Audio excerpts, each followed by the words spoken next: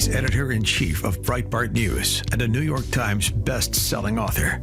And on this podcast, he brings deep research, prescient analysis, and world-class guests. He's Alex Marlow, and this is The Alex Marlow Show. All right, welcome to The Marlow Show, Juneteenth edition, everyone's favorite summer patriotic holiday. It's just going to be me today. We had some great guests, though, this week. I had a blast going deep with Matt yesterday. We did Eric Trump earlier in the week, Larry Elder earlier in the week. I mean, it's a good crop of guests. So if you want additional content, highly recommend. And hitting the subscribe button, always helpful. So wherever you tend to get shows, particularly on YouTube, because we do so many visual things on the show. So we'll throw that out there. Juneteenth is an interesting one because Biden signed Juneteenth into law as a federal holiday. So you might notice government stuff, bank stuff's closed, maybe a little extra, a little break on traffic this week, which is big for us out in LA and out in California. We think about that sort of thing. It's one of these things where if Trump had done it, maybe we'd be more positive about it, but it is something that we observe as sort of honoring the end of the Civil War. I think it marks the day, I think it's 1865 as the history goes, when Union soldiers arrived in Galveston, Texas, announcing the Civil War's end, the emancipation of the slaves. So that sounds fine. I mean, it seems like a decent thing to celebrate. It's actually kind of acknowledging the Republican victory over the Democrats and the segregationist Democrats. So there's a way to do this in a way that I think celebrates America and celebrates our diversity, celebrates the assimilation of Black culture into American culture, and to celebrate a big victory from Republicans. But that's just not really how the holiday came about. The holiday came about under Biden after Black Lives Matter had sort of turned the Juneteenth movement into a cause celeb for the left. And I think that's why a lot of people on the right recoil at it. But I will tell you that the main reason why I'm not a big Juneteenth guy is because I do think that it is intentionally trying to distract from other patriotic holidays that take place around this time. And just realistically, we can't have a million holidays that we celebrate at equal intensity. And we got July 4th coming up in a couple weeks, one of the best holidays on the calendar. And then we just had, a celebration for our troops, for our military, for our war veterans over the weekend, and the left somehow turned this into a political thing. So they love to they love to try to use patriotism as a way to divide the country into what you're patriotic about and what you're not. And you start seeing this because people on the left just really don't like this country. So if they're the ones who are going to pick up and they're going to say, well, we should be really celebrating this thing, it just gives it a lot of critical race theory vibes versus actually celebrating something which could have been pretty cool, which is when Republicans freed the slaves from the Democrats. So that would have been nice. But you know what? That's not the time we're living in. But I did want to give a quick Juneteenth commentary because that was sort of a near miss for me. A lot of people on the right will just be like, no Juneteenth. That sounds horrible. It's almost a maybe for me, but it was we've started celebrating it as a federal holiday in the wrong ways, and that's lamentable. It's a blown chance. We could have done something better with Juneteenth. All right. The main story today, as you can imagine, though, is Iran versus Israel. If you want a little break from that, I'll get some other stuff on later on in the show. My Breitbart Fight Club interview today, I refuse to do more Iran-Israel for the day. So I had Bradley J. Touch base with me on the Build Back Better, or what are we calling it now? Oh, the Big Beautiful Bill. Trump has hijacked BBB. He's making it the Big Beautiful Bill. And I'm curious, I really don't want the domestic agenda to get overwhelmed by the fact that we're talking about Iran and Israel. And it's pretty amazing because I saw this point brought up with Bannon and Tucker, who had a really interesting conversation with some really weird moments in it, but a lot of interesting moments as always when those guys talk on one of their shows. I forget which one. I think they did each other's shows. So I don't know which one. They were talking about how it's kind of funny how we're just talking all about Iran and Israel. We were talking about the domestic agenda and deportations, and now we're on something else, and maybe that's a problem.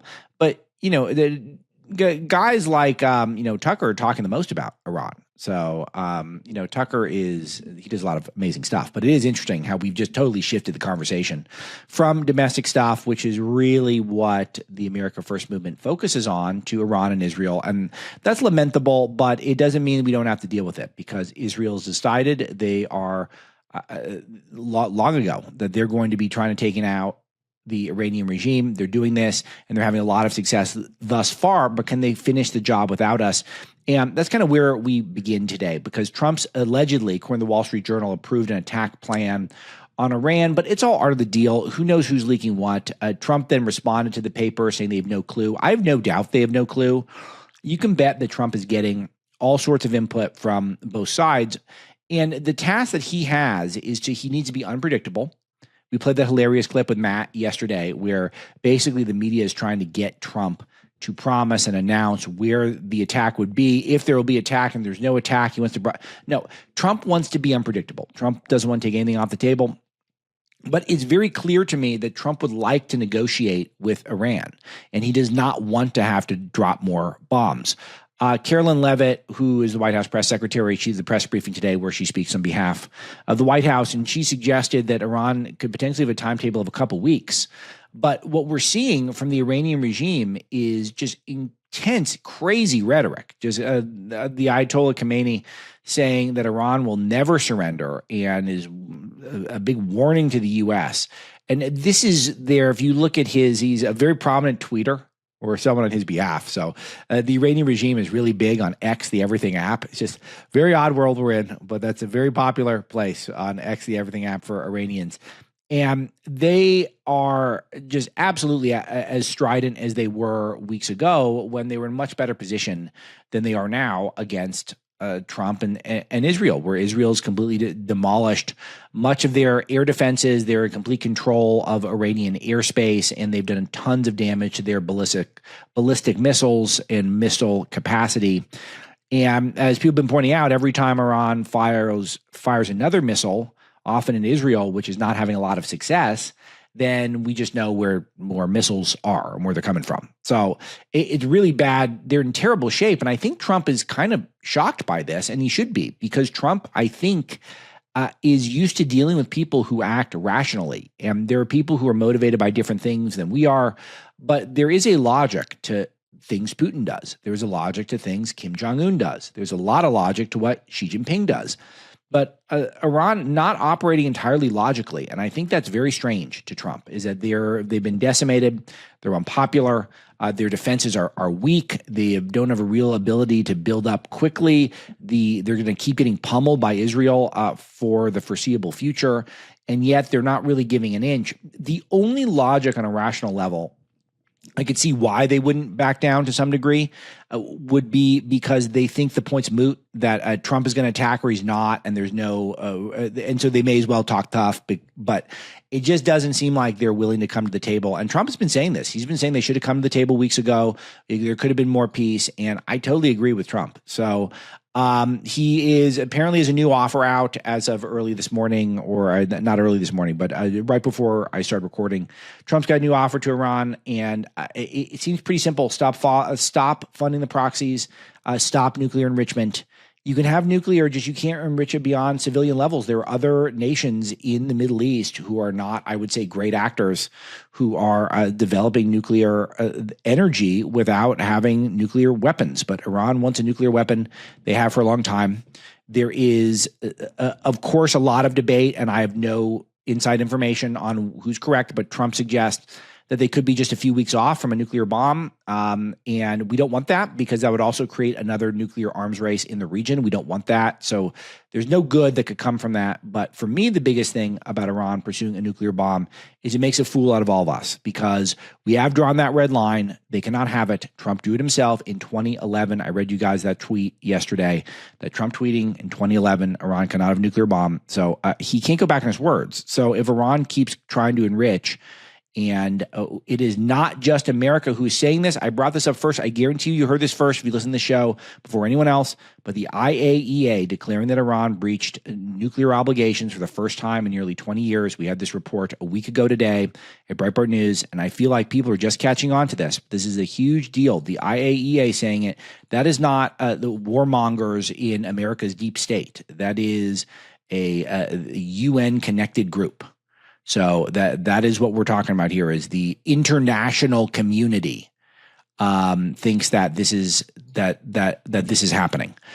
So it is this is the United Nations, which hates Israel, lives to hate Israel. The main point of the UN seems to be to condemn Israel, and even they're saying, well, it looks like Iran kind of going too far here.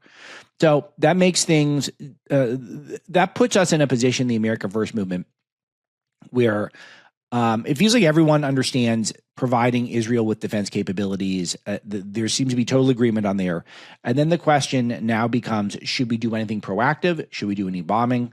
And then, or should we engage in regime change? And what does that look like? My perspective is very clear on this. I don't want any part of regime change. I think it would be it would prove that we learn nothing from Iraq and Afghanistan if we try to do regime change per se without knowing exactly what's going to take place when we do. I think the Iranian people could be up for it on their own. I think Israel, if they want to facilitate it, I would not stand in their way. But I don't know anything about what would happen next. I know that the Iranian regime is not popular. I know they want death to America, and I know they want to keep pursuing nukes. I have no problem if regime change were to happen, but I don't want to be a part of it. That's not for us, because what ends up happening is Americans will die. Americans will get distracted from what really is important to America, and we will spend a lot of political capital on stuff that is just not the concern of the vast majority of the American people. That's the lesson of Iraq and Afghanistan. I'm not into it. But that said, if Israel's going to do it, then fine, whatever. But the more interesting question is, should we drop any bombs proactively? And a lot of the conversation has moved to this Fordo facility, which is apparently like 30 stories underground. And this is really the main nuclear, where a lot of the nuclear weaponry would be developed for Iran, where a lot of the enrichment is. And Israel can't get there. Obviously, their intelligence is unbelievable. Their infiltration into the Iranian regime and their military is incredibly impressive and has been very effective and has helped them get to where they are at this point in the war to this point. But they don't have anything that can, I guess, penetrate a 30-story in a cave somewhere facility. So we've got these, 30,000-pound bombs that we've got, and those could do the job. So I could hear a debate whether or not that's necessary, whether or not that's worthwhile. And I'm open-minded to it. I'm not saying I'm not a yes or a no on that. I guess maybe, I don't know. I guess I wouldn't hate it. Because that could solve the problem. And I think it could also prove to the haters and losers that Trump is capable of dropping a bomb and then not leaving ground troops in there for 15 years, trying to do some sort of a regime change thing. But that's what's developing out there. But all of a sudden, we went overnight from we don't want Iran to have a nuclear bomb to flat out we're doing regime change. This is Tom Tillis now. I played on yesterday's show James Langford and Lindsey Graham, and now here's Senator Tillis. Check this out. Time for regime change. And I believe that this president should be given a fair amount of leeway to affect that. Yeah, so he wants regime change too. So the regime change march continues and is just the same Republican establishment that we removed from power over the last decade. And again, we are back on this, and we're not on the deportations. We're not on the big, beautiful bill. We are on whether or not now we are taking out a regime halfway around the world. And I just don't it is just not, it should not be the top priority in this country right now. And yet that is exactly what is the top priority. That's the debate now. So could a regime change be beneficial? Of course it could. Of course it could. But why are we on this given everything that we learned from Iraq and Afghanistan? And what is America's role in a regime change? We're rooting for it passively, or are we actively involved? And what does that involvement look like? Because I don't want any part of being actively involved. And I'm frankly stunned at how we went so quickly from no nukes, Trump's got to keep his word, no more funding of terrorism around the world, no more trying to destroy Israel, no more chanting death to America, to flat out we're now just gonna do regime change again, which is not our best skill in this country. We're not that good at it. This is a moment of deep economic chaos. no one knows really what the future is for the big, beautiful bill. No one knows what the future is for tariffs, China tariffs. So many of America's biggest companies are seeing wild swings that are just completely inconsistent. The hedge against the wild times we're in is gold. And if you had bought gold, when I started to recommend my friends at Priority Gold, you would have made a ton of money. I'm just looking at the data right now. We're talking about year to date, gold is up 25.4% as I'm doing this recording over the last year. Gold's up 40%. That is a wild return. That's an absolutely wild return. I was just doing TV with Steve Moore, and he was talking about the price of gold and how it's really, really high right now. And it crested over $3,400 an ounce just this week. I've got the best partners in the game at Priority Gold. If you text the word freedom to the number 24999, or you go to prioritygold.com/freedom, they will get you a free gold and silver guide. They will help personalize a package for you so that you can start buying your own gold. You can do a gold 401k, a gold IRA. They have so many options for you, and they will help you. They will help you. They will get on the line with you and tailor a strategy just for you. But you got to go to prioritygold.com/freedom or text the word freedom to 24999. These are great partners to be in business with at a moment where gold is red hot. It's gold hot right now. All right, check them out, prioritygold.com/freedom. So if Trump wants to facilitate some more bombing nuclear facilities, I can get behind that. It's not high priority for me, but I can get behind it. But it's a regime change stuff, and all the bad guys want to do it. It's all the neocons who want to do it, and is none of the America First people are making a compelling case to me to do it. So I know there'll be differing opinion, and maybe it'll be a good thing if it happens. But I can't believe that's what we're on this early in the administration before we even got the tax cuts locked in. All right, let's see. Here's Trump talking about it. Let's hear from the president. He said I was going back home to make a ceasefire. Not a ceasefire. We're long beyond ceasefire. And I said, why do you say that? Why would you say ceasefire? It's a bad term to use. Because a ceasefire means like everything's going swimmingly, we'll take a little time off. It's not. We're not looking for a ceasefire. We're looking for a total, complete victory. Again, you know what the victory is. No nuclear weapon. Mr. President. So I thought it was a very badly worded statement by him, and obviously I let him know that. Yeah, that's it. That's it. And I trust Trump completely. And so that's where it gets irritating to talk about it sometimes, because I think Trump's going to figure this out. I don't think Trump is going to get involved in some sort of long term entanglement. I don't think he's listening to the Tom Tillises on this stuff. And I think that overall, though, he made a promise. They're not getting a nuke. And I think if he feels like we're a bomb or two away from making sure that promise comes through, I could see it happening, and it could be good. All right. Richie Torres, who's a Democrat, said that he rejected a claim that Israel is fear-mongering because of past statements, because there are people who are ignoring the IAEA report that I just laid out.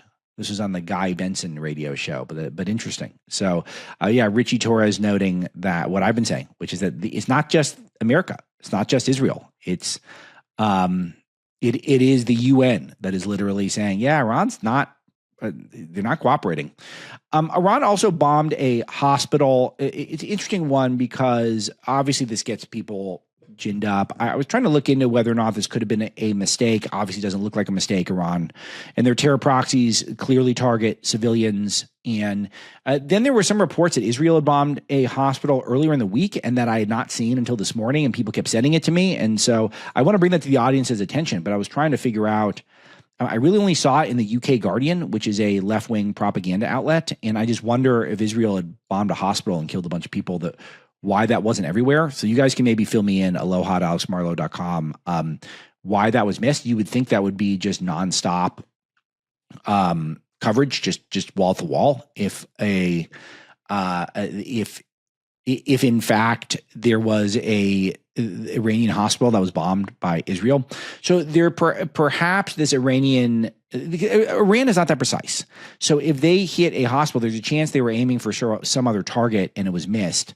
But it looks like miraculously there wasn't a lot of damage. But this just makes it even more game on for Israel to just keep pelting Iran with weaponry, missiles, attacks. The Arak reactor, ARAK, so forgive me if I'm not pronouncing that correctly, which is designed to make weapons-grade plutonium. Israel Defense Forces are attacking that as of early this morning. So they're just going to keep hitting it until Iran starts behaving in a more productive way. But Israel's rhetoric is getting more intense, saying that Khamenei should no longer continue to exist, comparing him to Hitler. So they want the regime change. They want to see it all taken out. So I just don't know if that's our battle to do the full-on regime change, because then we're going to be asked to stick around. If you give a mouse a cookie, my favorite kids book. I'm gonna have to do it one show, Misty, where I feel like there's not a lot of news. I'm just gonna read If You Give a Mouse a Cookie and do like a huge breakdown. I should do that as like a when I need to get a show in the can the day before because I'm too busy. I just got to read that, but it's just unbelievable book. Teach you everything you need to know.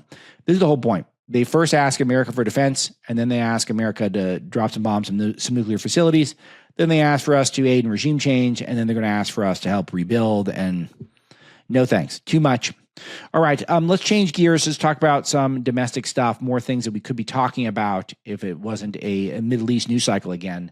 But we've uncovered a sophisticated cross-border tunnel found linking San Diego to Tijuana.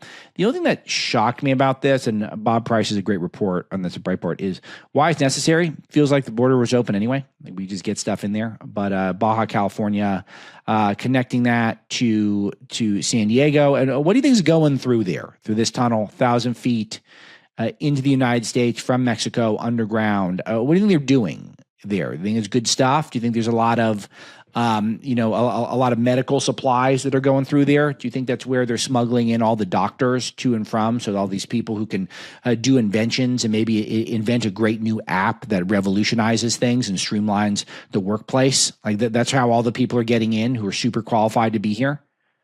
No, I'm guessing that's going to be drugs, and it's probably going to be some humans as well. Human smuggling, slavery, essentially, and it's going to be drugs. That's going to be used for, run by the cartels. And we keep uncovering this stuff. 55 illegal aliens were busted in an ICE raid on a Alabama cockfight. It just, guys, here's the thing. I'm giving you, let me speak to the illegal aliens in the audience. Lay low for a bit. Don't show up at any cockfights. If you want to stay in the country, do not go to a cockfight, because I will tell you, if I was an ICE agent and it was the end of the month and I was coming up on my quota and I needed to get to, I don't know, let's say 55 illegal aliens busted this month, the first thing I would do, I would say is, where's the closest cockfight? Let's go there. That's where I would go first. And I would just arrest everyone and say sorry to anyone who wasn't an illegal alien that was there. Seems very, very stupid. No day hookering at the Home Depot, and no turning tricks in the spirit of the Home Depot day laborer stuff. Don't do that for a while. No cockfights to unwind. You're just going to have to sit at home. You're going to have to watch some TV, and that's it. You're going to have to lay low for a little bit. Just like, I can't believe it. Did they not get the memo? I'm really stunned by this. Like, why would you go to a cockfight if you're an illegal alien right now? Seems unbelievable. Okay, but the immigration numbers continue to be amazing, even though there's more wall that can be built, more work that can be done. But overall, deeply, deeply positive stuff there. And it continues to be the signature accomplishment of this administration thus far. Hopefully the big, beautiful bill will supplant that. But as of now, the immigration agenda just off to a terrific, terrific start. More big news. This is a big positive as well. Supreme Court upholds a Tennessee law banning sex changes for minors. This is a double win. The 6-3 vote, so that's good. So we even got the conservatives were in on it. But of course that you should not be, it's fine to ban mutilating children, which is all the trans stuff is. The trans stuff, it will go down as a huge blight on our history. We will be shocked and appalled and embarrassed that we engaged in this for so long, that we normalized it. We're continuing to normalize it. I know that Mrs. Dr. Marlowe, she unwinds with Bravo Entertainment, which is the housewives, stuff like that. She's watching a new show, and then I was just passing through, and I watched some of them, but I was just passing through the room when she was watching, and we looked at this guy with the fake breasts and the shaved Adam's apple, and we're going, "This is a guy, right?" And she's like, "Oh yeah, I think it's a guy." Like they keep doing it. They keep force feeding us the trans stuff, and it's so off-putting, and it's so unhealthy. To do this, to encourage it, to act like a man can also be a sexy woman. Of course, that was terrible. And of course, adding this to childhood. Childhood is hard enough. Children are confused enough. Teenagers have a hard enough time growing up by virtue of the changes to your body and exiting childhood and into adulthood. with social media, I mean, there's so much that they have to work through anyway. Why are we encouraging this stuff? And thankfully, it was shut down, and a massive win overall. And a shout out to everyone who's made this a signature issue for them. It's a very crowded space here in conservative media, but everyone deserves some credit here, and great stuff from the Supreme Court as well. Thank God, who is, disappoints quite a bit. Trump spoke about trans stuff also. We had a clip of this. I don't know if this is directly related, but it's always nice to break it up with direct commentary from the president. Let's hear it. Check this out. For that, he was never for open borders, and he was never for, if you think, he was never for transgender for everybody, or men playing in women's sports. He was never for that. Have you ever had women? Could a woman make your team, fellas? Tell me. You think? You're being nice. What do you think? Think a woman could make the team? General managers, what do you think? Difficult. You do say it. We have a very good women's team, though. You do have, right? Yeah. But they should be playing with women, right? It's one of those things. One of those things. This is kind of unbelievable. So this is a Newsmax clip, and this is not what I was expecting, but it's still entertaining. It looks like the who is this? This is the Juventus soccer team. And I don't know why they're the White House. They win something, but it's not even an American team. It's an Italian team, right? And there's a Newsmax clip. The lower third says, Trump speaks from the White House amid Middle East tensions. And he's talking about, I guess, World Cup or something. It's a huge trophy there. So whatever. I don't know. I don't care about soccer. I don't know about soccer. But I'll tell you, I think he's talking about Biden and others who are just just the trans in sports are just such a disgrace. So bad. So bad. And again, this is where the left is exposing themselves. And this is the next thing I want to get into on the show. How the left continues to remain rudderless. Elizabeth Warren tweeting, trans kids suffer when they don't get medically necessary care. This is brazen political decision by the Supreme Court. My heart is with trans kids and their loved ones. I won't stop fighting to make sure they can be exactly who they are. It's as someone who identified as a Native American Indian for her whole life, of course she's sympathetic to men who want to identify as women and women who want to identify as men. I mean, she's trans. She's a trans racial person. She is a white woman who was transitioned her race to Native American so that she could get tenure at Harvard. So that's her thing. So naturally, that's what she's all about. But it's good because they have to, in order to pander their constituents, they have to go out there and declare that they actually are for mutilating children and having the state sanction it, which is what the Supreme Court reversed. They reversed that completely. And so really, really important to note that that's what they're all about. And it continues. This is in Oregon, another single-party state. They had in their Congress, which is run by all Democrats, they had a drag show. And it's not just any drag show. It was a very rambunctious drag show. Misty has pulled this clip for us. Another one where if you guys aren't subscribed on YouTube and Rumble, you're going to miss this, but check this out.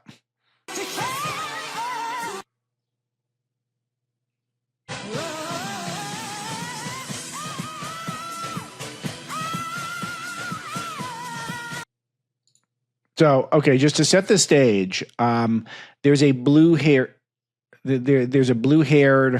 person, I assume trans. There is a large, black, bald, I can't tell if there's a man or woman, completely androgynous, maybe on stilts, very tall.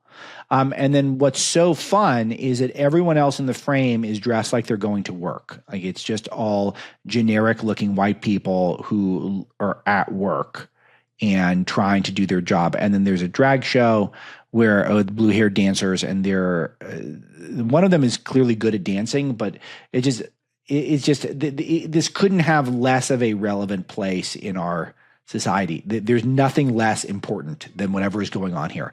This is the least important video I've ever showed.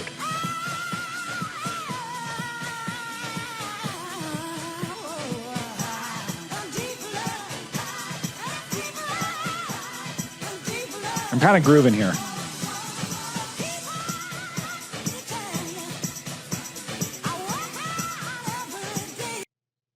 So it was not stilts. It was just really high platform heels.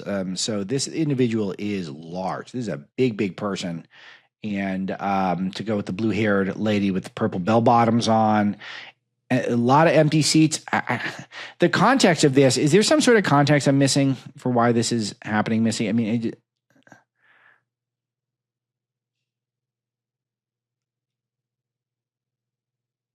Missy, you don't have to just turn on the mic because that was a great summary, and I don't want to have to report it back. But it's Black Drag on Juneteenth, like that was the point of this. But turn your mic next time because that was a great summary. But there is the Oregon House passed something regarding Juneteenth and Black Drag. That's my whole point about Juneteenth. I think if we celebrate the Republicans freeing the slaves, I'm in. But that's not what it's about. It's about undermining this country. That's what the holiday is about.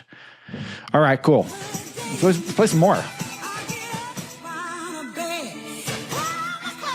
Oh, twerking. Let's do a twerk. Come on, twerk it. All right. I've seen better. That's all I can say. But that's where they're at. If they're focused on that, they're not going to catch up. There's a hearing yesterday on Joe Biden's use of the auto pen, which continues to be another one where I'd like to get past some of these current news cycles. We get back to the auto pen. And this was a guy, Theodore Wald, who was, I don't know where he comes from, but he testified, I guess he was assistant to Trump, but he was testifying about Biden's use of the auto pen and pointing out, again, that it might not be legal. We have this clip here. Here it is. Here we go. A number of your colleagues on the Democrat side have said, well, there's an OLC opinion here. We don't need to talk anymore. There's an OLC opinion. It says you can use the auto pen. The opening paragraph of that OLC opinion says you can use the auto pen, but only when the president directs that you do so under his decision-making power, right? It is very clear again and again that the president actually has to make the decision. That cannot be delegated to a staffer or an advisor. And there's no indication here that anyone other than staff were making these decisions. Yeah, this is the big thing, is that Biden was not legally allowed to do this stuff unless he directly gave the order to use the auto pen. And we don't know if he's mentally competent enough to give the order, according to the latest Democrat report. So if they want to do it, let's take it all the way. Let's go investigate it. Call Biden in there. Let's talk to him. Let's ask him, do you remember making this decision? Do you remember asking this person to sign this with the auto pen? So a really interesting point, and we cannot let this drop. We have to look at it, continue to pursue the auto pen and that line of attack against the past administration. Hold them accountable the same way that they had tried to make Trump's life a living hell when in Trump's post-presidency. Why not do the same to the Bidens? They deserve it. They opened our borders. They drove inflation. They completely undermined law and order in this country. They took advantage of our country to make money. I really do not like the Bidens, and they do not deserve extra sympathy. And with all those pardons, let's look at those. Look at them all. And if he did not directly give some order, and by the way, I talked to Ken Klukowski about this, our former legal editor at Breitbart, who's now working for Senator Lee, and I'm sure he'll be back at the White House at some point soon. Used to work for President Trump as well. Ken has said that there's a bunch of categories of things the president could sign that cannot be used with the auto pen. So we got to go through all of it. And then of the stuff he did sign, then he's got to directly give the order. So there you go. That's what I'm saying. Where the left is, they're not helping themselves. They've got nothing. You know, they have the Blue Sky app, otherwise known as Bluey. JD Vance set up an account there, was banned in 30 minutes. They don't want to engage with our content. They just don't. You've heard me talk about efforts from the legacy media to stop you from accessing shows like mine. They do it by limiting spectrum that's available to consumers like you to access shows like this. They actually claim it's a national defense issue, which is a bit of a stretch if you think about it. And Trump isn't buying it either, and neither is Senator Ted Cruz. In the big, beautiful bill, Republicans have heard your voice and are providing more spectrum. So what does that mean for you? It can reduce your monthly broadband bill and preserve your ability to watch, listen, and stream the content that you choose, not what's chosen for you by some cable provider. The sale of this spectrum will also generate billions of dollars to reduce our national debt. Don't let the giant cable providers and legacy media continue to filter your information. Tell your senator and member of Congress to work with Senator Ted Cruz and President Donald J. Trump to expand spectrum and end the legacy media monopoly for good.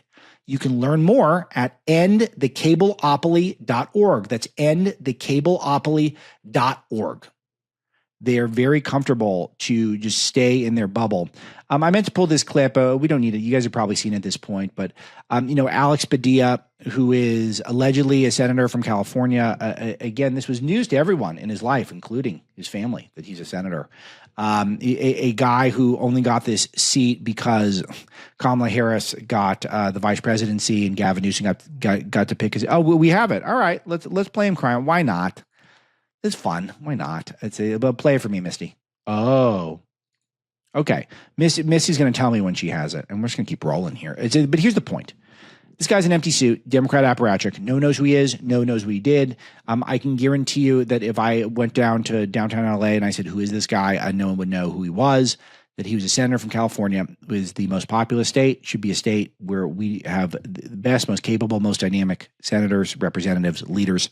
And said we got someone who no one knows, who was appointed by the incompetent Governor Newsom, and because Kamala Harris got promoted to vice president, and that's it. And that's where we are, and he doesn't do anything. And I see it. Let me play it. I was forced to the ground. First on my knees, and then flat on my chest. My chest. It's the drama. It's just he's being told you're supposed to do this performance art, right? I mean, he disrupted a hearing. He didn't wear his security pin, so no one knew who he was. He resisted the officers when they tried to arrest him, and he did this to himself. Is there anyone on the left who would point out to him, "Hey, Senator, like maybe next time just let him know you're coming or something," and ask if you can get a few minutes, maybe ask a question. And also, why weren't you in Washington that day? Wasn't your rest of the Senate in Washington? But it doesn't matter. You got to seize the victim mentality. That's how the left does it. And as I was handcuffed and marched down a hallway, repeatedly asking, why am I being detained? Not once did they tell me why. I pray you never have a moment like this. But I will tell you, in that moment, a lot of questions came to my mind. First of all, where are they taking me? Because I know I'm not just being escorted out of the building. Am I being arrested here? And what will a city already on edge from being militarized think when they see their United States senator being handcuffed just for trying to ask a question? No, for disrupting a hearing and resisting arrest and resisting being kept out of the hearing. I know, first of all, what people would think, no one knows he's a senator. So I'll tell you, just no one knows. I guarantee you no one knows. Like, we need polling what his name recognition is in this state. I mean, it's zero. His face recognition, absolutely zero. No one knows who he is. And the city's not being militarized. It's that Trump is finally cracking down on the fact that you guys are so lawless and you guys allowed for lawlessness in the state of California and it ruined the state. And he's trying to do something about it. And people are with him on this. Legal immigrants are with him on this. The only people who are not with him are just people who think that whatever Trump does must be wrong. So, all right, that's great. So I bring this up because it is they have no one to go to, which is why we keep getting all the great Jasmine Crockett content, because we're going to continue to do this because that's all they've got. They don't have anything else other than to maybe Jasmine can get them through this. And we have our Crockett Rocket. Here is today's clip. Do you feel safe as an elected official in this political climate? No, not at all. I mean, here's the deal. I do this job, and the fact that my safety is a part of doing. I mean, just the visuals, they're unreal. She's wearing a neon yellow, like a highlighter type dress. And he's got these pointy shoulders, which she's dressing in drag. This is like a drag outfit. Like she's doing drag now. You've never seen, there's no one in your life who's ever dressed like this, not in an ironic way. And it is a sight to behold if you're missing the visuals. It couldn't be brighter yellow. I feel like I need to put on sunglasses just to look at this thing. And she feels deeply unsafe. Do you feel safe as an elected official in this political climate? No, not at all. I mean, here's the deal. I do this. She doesn't feel safe at all, and all the other women go, as if to agree. So I do this job, and the fact that my safety is a part of doing this job is really bad in and of itself. Yeah. But while we spend millions upon millions just so that this guy can go and golf, or while Trump hasn't golfed in 3 weeks, so he was complaining about that. So that's not why we spend millions for him to golf. I don't know. I mean, Trump put up these flagpoles in the White House, which are super cool, and it is very patriotic. He paid for that himself. He's never taken a penny of salary. We're allowed to have a president who is kept safe, and the Secret Service didn't do a great job keeping him safe during the campaign. So, but here's the thing, Jasmine, and let me speak directly to Jasmine about her safety here. You are safe. I can guarantee you are safe. We on the right do not want to miss your content ever. No one will harm you. You are fine. You will be okay, because we need your content. We need you to keep going out there in your canary yellow outfits. You look like a highlighter. You look like someone dressing in drag on Juneteenth, nonetheless. And we need you to say crazy stuff so that we can talk about it on our shows. We need that. So you will be protected. We will protect you. I can guarantee you I can get the Proud Boys out there and they will protect Jasmine just to make sure that she continues to say this silly stuff. They spent $45 million for his little birthday parade. I'm just saying, can we reprioritize some of those dollars? When they killed our continuing resolution this last time, one of the things they didn't take out is that they had included an additional, I believe, $10 million to protect non-justices. I'm like, listen, I'm not even asking for $1 million, but can we get something? Because we have nothing. The only people in the House that have protection, you get protection based upon your leadership post. That's it. Those are the only ones. And so when you figure out security, you have to hopefully raise enough money to then be able to pay for security yourself. This is a problem, especially in light of the environment. And so I did text a Republican that I'm lost. And Missy, you know where she's going? Is she going anywhere interesting with this? Because I lost her. She wants security for something that she didn't get it. But yeah, she's just really unsafe. It's just it's just like she's safe. She's safe. We got her. Look, they don't like this country and the left, and it's important they reveal this, but we're going to protect Jasmine. We will protect Jasmine. We must protect Jasmine. Okay, that's the message of the day. Is this second to last one? Is this my Whoopi clip we were talking about? All right. Well, Misty wants me to play one more Jasmine. Why not? We're winding down on the agenda here, so we can do it. We can fit in one more Jasmine today. This idea that we don't care how many people get hurt, we don't care how we prostitute our service members, thinking that you have your own special little army that's for you. I mean, it is sick. It is really sick, and anybody that supports it is also sick. And so, we've got a mental health crisis in this country because everyone, no matter how you affiliate yourself, should be against Trump, period. Okay, hold on. Is this a different yellow jacket or is this the same? It's the same shape, but the lighting is different. And this looks like even not quite as yellow. No, but I'm not sure this is the same yellow. She might have the same exact shape yellow, but a different. Hold on. We gotta. Let me check this out. This is audience in the audio side. You're gonna have to indulge me on this. I'm exploring this in real time. Hold on. We're going back. Do you feel safe as an It's got to be the same, which is lit official in completely this different. political So, but climate? she says MAGA is. I mean, Okay, so she says MAGA is sick and we're the mental, but all the studies have shown, and I brought these studies up on the show recently, that the left is much more inclined to have mental health issues. I mean, we brought this up really recently on the show, is that mental health issues are more associated with people on the left in this country for obvious reasons, because of they're godless, they don't have families, and it is the more conservatives have excellent mental health. This was June of 2025. That's 2.5 weeks ago. We saw this is from Nate Silver. Remember this? I brought this up on this very show. So I didn't know this was coming, but 51% of conservatives have excellent mental health compared to 20% of liberals. 45% of liberals, which is a plurality, have poor mental health compared to 19% of conservatives. So she says MAGA is sick, but I admire her for trying to take back the narrative. But they're the ones who are sick. They're the ones who they can't handle losing one election. We can handle it. We move on. We do other stuff. I mean, when Joe Biden won, I wrote some books and had some more kids. It's like my wife got another certification. Like, we amuse ourselves with stuff. Like, we come up, I wish we won, but we come up with stuff to do. They just lose their mind. They light themselves on fire.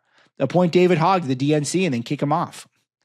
All right. I think that's good. We could save the Whoopi clip, maybe use that a different day, but that's all I want to cover today. Well, one last thing I'll throw out there is that another SpaceX rocket blew up on the launch pad.